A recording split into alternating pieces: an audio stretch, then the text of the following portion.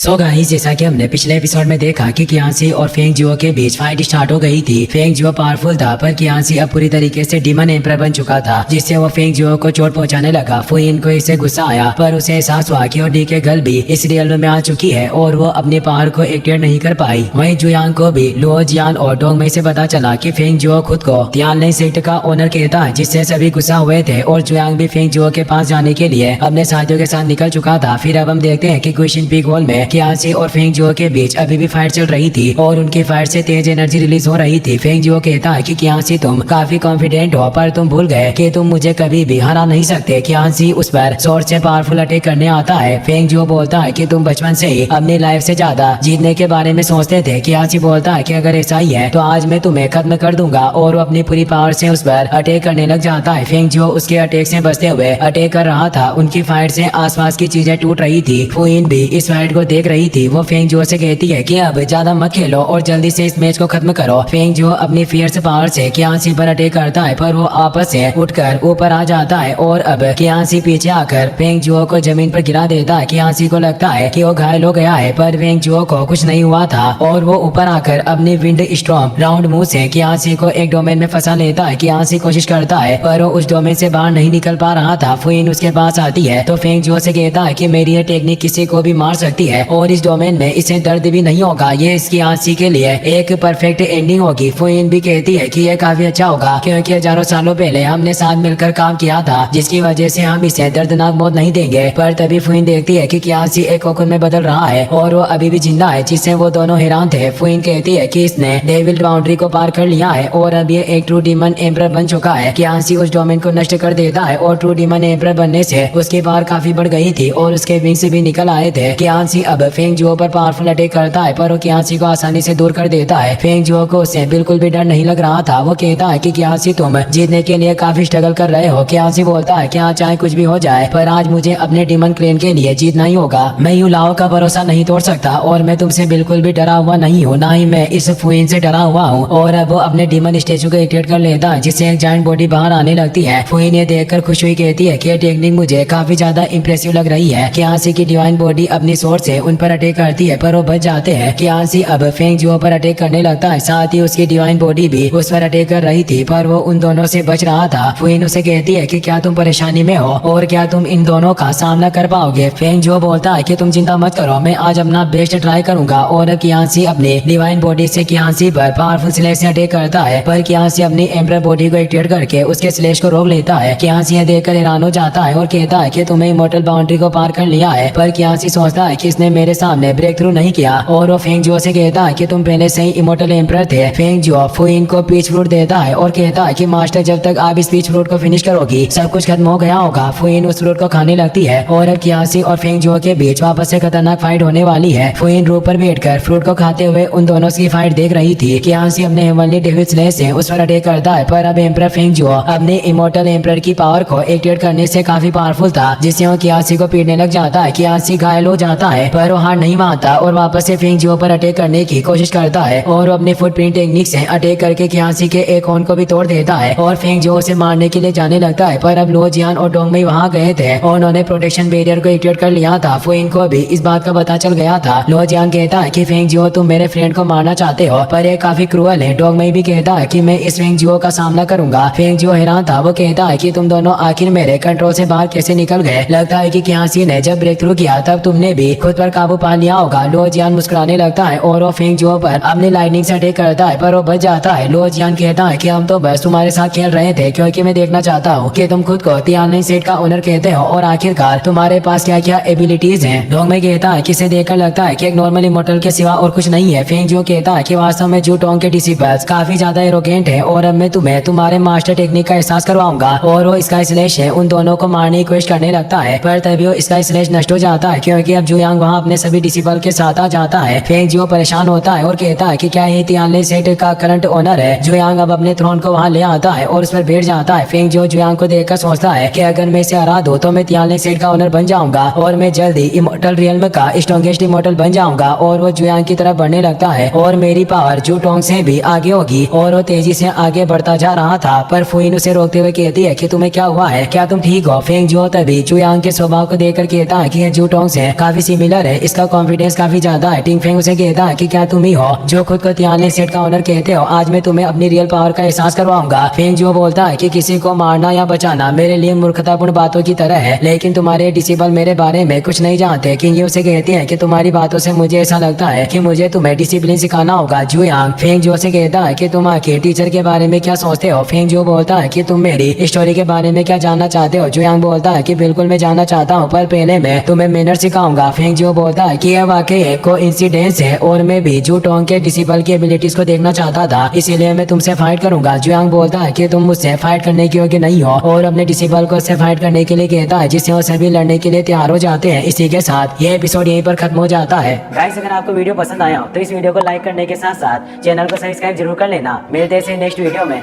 Thanks for watching.